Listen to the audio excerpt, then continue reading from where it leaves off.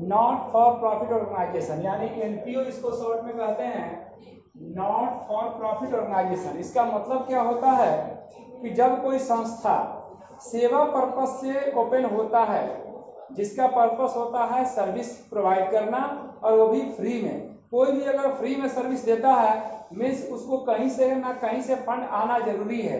उसके लिए अगर कोई पब्लिक फंड नहीं दे रहा है तो गवर्नमेंट फंड दे रही है या कोई ट्रस्ट फंड दे रहा है। ये क्यों फंड देता है? इसीलिए कि गरीबों के मदद हो सके, साधारण लोगों की मदद हो सके। किस तरह का मदद होता है? जैसे नॉट फॉर प्रॉफिट के अंतर्गत क्लब, लाइब्रेरी, उसके बाद ये वृद्धाश्रम, अनाथालय, ये सारे संस्था नॉट फॉर प्रॉफिट ऑर्गेनाइजेशन के अंतर्गत चलते हैं। इनका उद्देश्य होता है जहां तक सेवा पहुंचा सके, सस्ते में, कम में, फ्री में। जैसे आप एक न्यूज़पेपर लेते हैं तो आपको पढ़ने में 3 से 4 रुपया पर डे कॉस्ट आता है अगर एक न्यूज़पेपर पढ़ते हैं तो। अगर 5 न्यूज पढ़ते हैं तो 20 रुपया नहीं 6 रुपया महीना लगता है। अगर आप मात्र 30 रुपया मेंबरशिप दे करके पर मंथ एक लाइब्रेरी ज्वाइन करते हैं तो 5 से 10 पेपर पढ़ सकते हैं, मैगजीन पढ़ सकते हैं। तो उसमें आपका भी फायदा है और वो संस्था के द्वारा हेल्प करने का भी उसका फायदा है। तो आइए हम लोग नॉट फॉर प्रॉफिट ऑर्गेनाइजेशन के बारे में जानते हैं।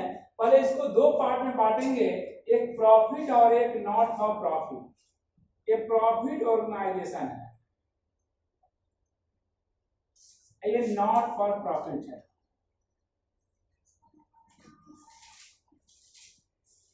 प्रॉफिट ऑर्गेनाइजेशन और नॉट फॉर प्रॉफिट ऑर्गेनाइजेशन में क्या अंतर है? तो प्रॉफिट ऑर्गेनाइजेशन का काम होता है कि प्रॉफिट कमाने से रिलेटेड, जिसमें हम लोग करते हैं जर्नल एंट्री। क्योंकि प्रॉफिट ऑर्गेनाइजेशन का अकाउंटिंग ट्रीटमेंट क्या होता है और नॉट फॉर प्रॉफिट की क्या होता है? तो प्रॉफिट ऑर्गेनाइजेशन का होता है जर्नल एंट्री बनाना, लेजर बनाना, कैश बुक बनाना, ट्रेडिंग अकाउंट बनाना, प्रॉफिट एंड लॉस अकाउंट बनाना, बैलेंस शीट बनाना। यहाँ पर हम लोग नॉट फॉर प्रॉफिट में बनाते हैं received and payment account,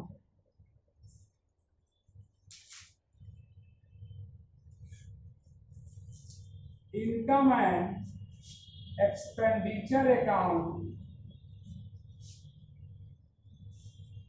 opening balance sheet, capital fund जिससे निकाला जाता है। ओपनिंग बैलेंस शीट बनाकर हम लोग फाइंड आउट कैपिटल फंड करते हैं। उसके बाद क्लोजिंग बैलेंस शीट बनाते हैं जिससे हम लोग फाइनेंशियल स्टेटमेंट, फाइनेंशियल पोजीशन पता कर सकें। अकाउंटिंग ट्रीटमेंट में यही दोनों में अंतर है, यानी प्रॉफिट ऑर्गेनाइजेशन में और नॉट फॉर प्रॉफिट ऑर्गेनाइजेशन। अब हम लोग पढ़ेंगे कि जो इसका ट्रीटमेंट रिसीट एंड पेमेंट है वो कैसे बनाया जाता है और इनकम एंड एक्सपेंडिचर अकाउंट कैसे बनाया जाता है।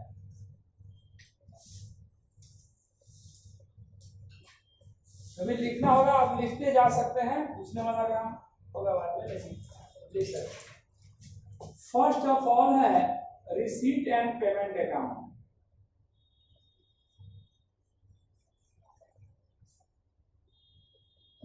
रिसीट एंड पेमेंट अकाउंट क्या है? आपसे पूछा जाएगा कि what is receipt and payment account, आप बताएंगे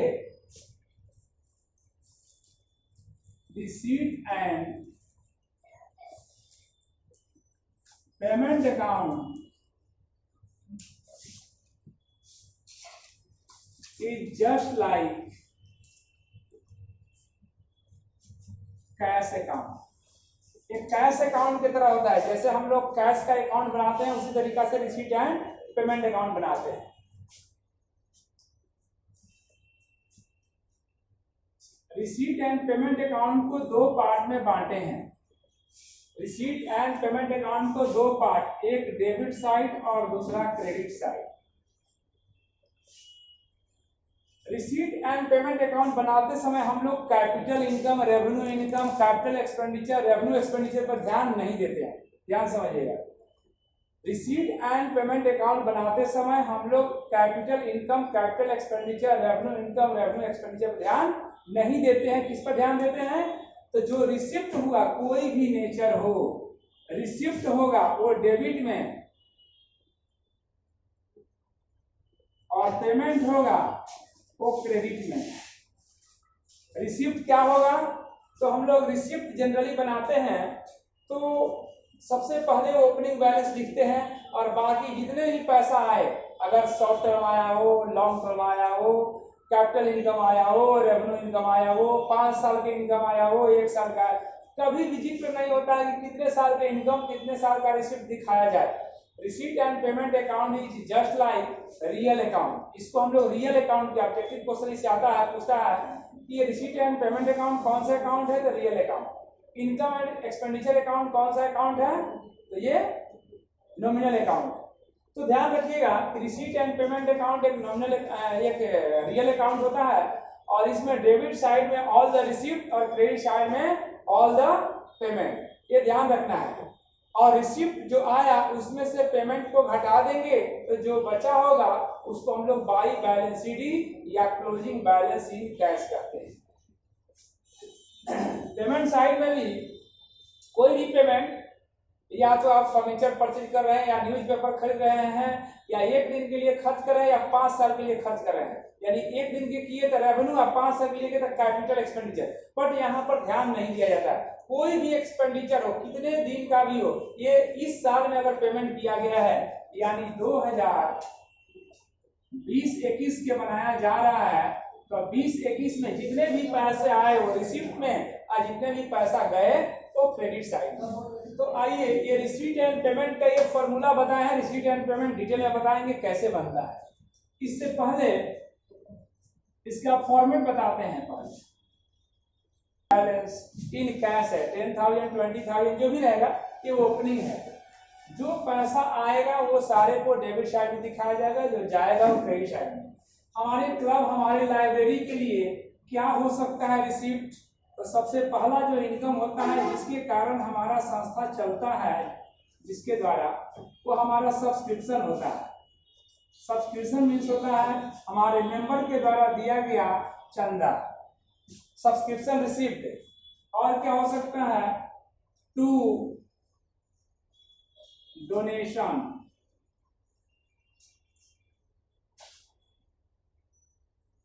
to locker rent,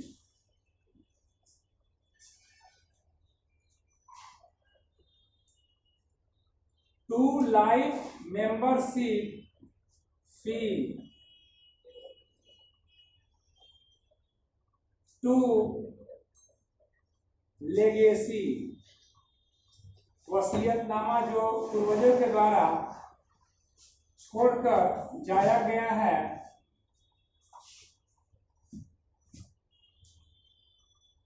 cell of old newspaper 1,000, sale of furniture 6,000, इसका कॉस्ट था 7,000 और बेचा गया 6,000 में।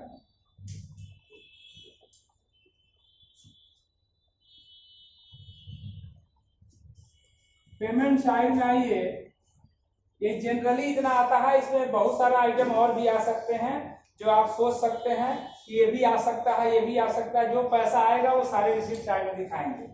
पेमेंट साइड में सबसे पहले दिखाएंगे स्टाफ को हम लोग सैलरी देंगे, वो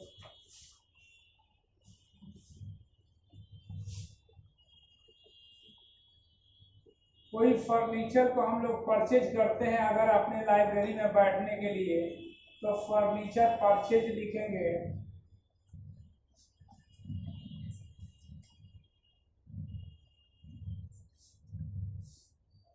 ग्रास कटिंग मशीन, अगर हम अपने क्लब को सुंदर लगने के लिए कोई मशीन खरीदते हैं जिससे घास को काट के बराबर करे, तो वो भी मेरा परचेज में जाएगा, पेमेंट में जाएगा, क्योंकि वो खरीदने से पैसा हमारे यहाँ से जाता है, पेमेंट होता है। लिखने पढ़ने के लिए स्टेशनरी की आवश्यकता पड़ती है। स्टेशनरी परचेज जो भी होगा, पेंसिल, पेन, कॉपी, वो भी इसमें लिखा जाएगा। ऑफिस में इलेक्ट्रिक चार्ज, क्योंकि बिना इलेक्ट्रिक का कोई काम नहीं होता है।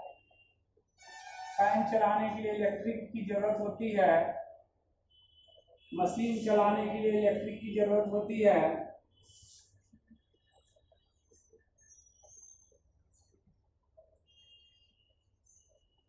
परचेज ऑफ इक्विपमेंट एक तरह के भी एसेट हो गया।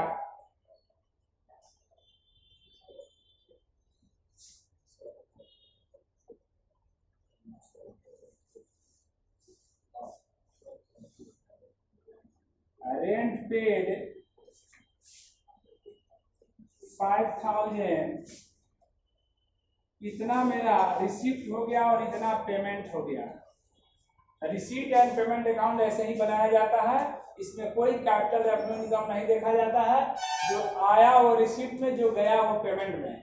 यानी रिसीट एंड पेमेंट में सबसे पहले जोड़ेंगे दोनों साइड, देखेंगे जो ज्यादा होगा उसको दोनों तरफ लिखेंगे, और बड़ा में से छोटा घटा करके बैलेंसिंग लिखेंगे। तो आइए जोड़ते हैं। 50, 10, 60, 20, 80, 10, 90, 90,000, आइए 797 और 13,000, 1,10,000, 11,000, अच्छा 17, 1,17,000। इसके आप लोग जोड़ लीजिएगा।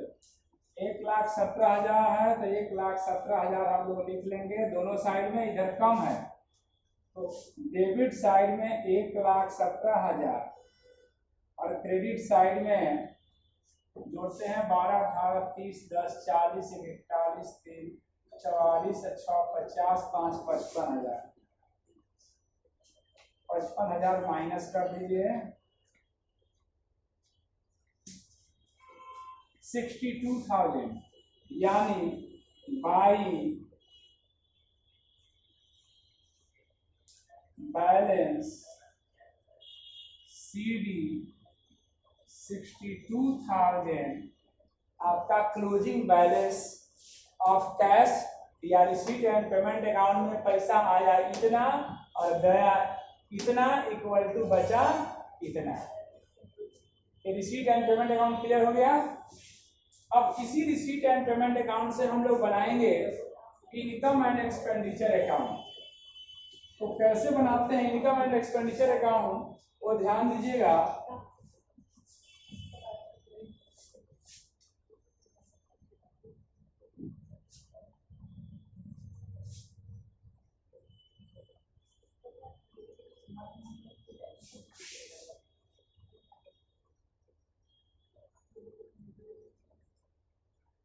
Income and expenditure account for the year ending on 31 मार्च, जो भी ईयर रहेगा वो लिख लेंगे।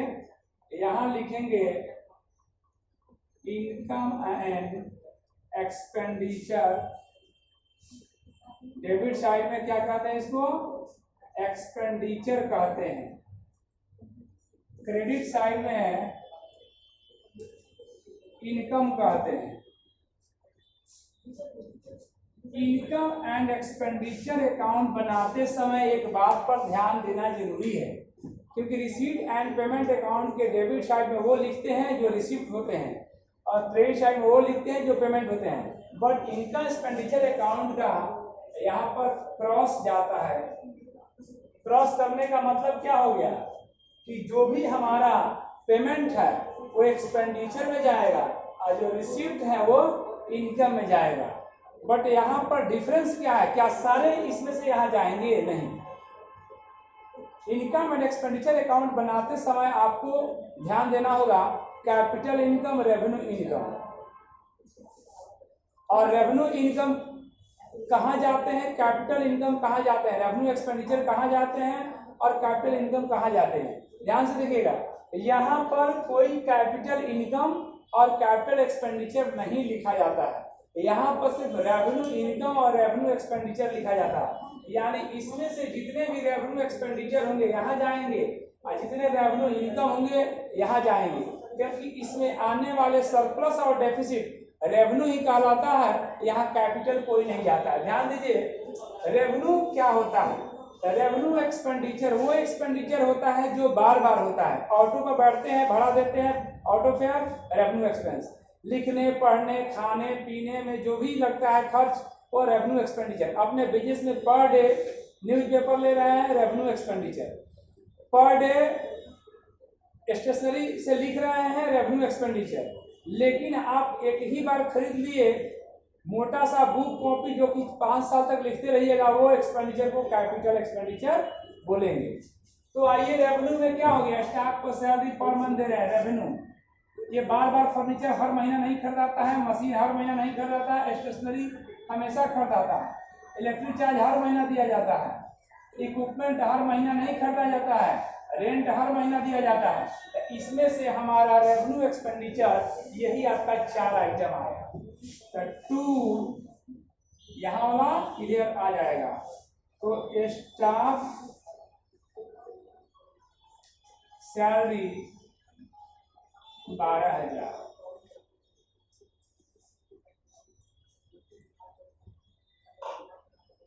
Stationery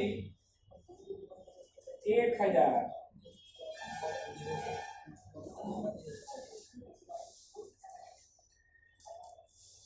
electric charge 3,000,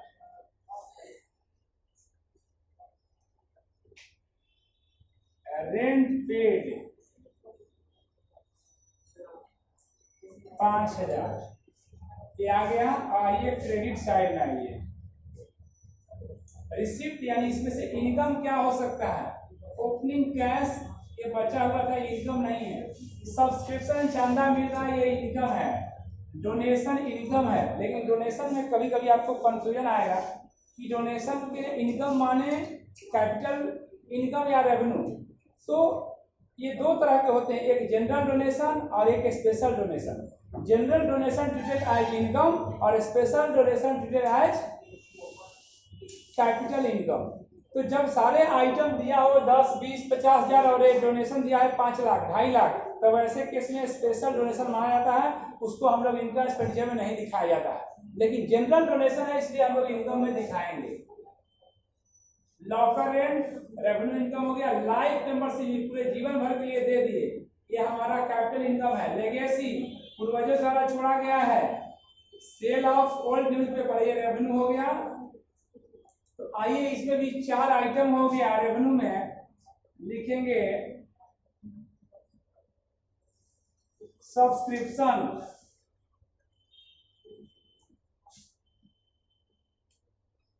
50,000,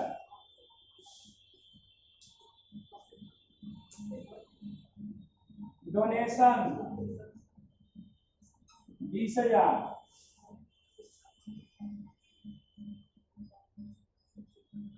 locker rent 10,000,